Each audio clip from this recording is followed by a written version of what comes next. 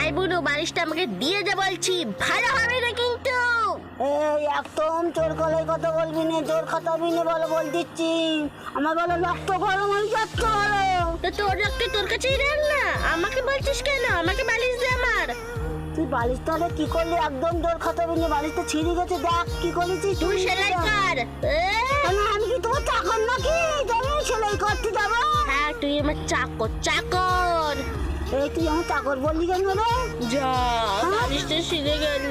কেন ছিঁড়েছিস? তুই তো ছিঁড়েছিস। তুই ছিঁড়েছিস সব নষ্ট বলে তুই তুই সবচেয়ে বাজে, খুব বাজে তুই আমার প্রিয় বালিশ। হ্যাঁ আমি পাশে, আর তুমি খুব ভালো। তুমি বালিশ ছিঁড়লে তুমি পাশে হলি না, আর আমি বালিশ ছিলাম না, আমি পাশে হয়ে গেলাম। ও বাবা, তুমি বালিশ ছেড়োনি, বেরিয়ে যা এখান থেকে।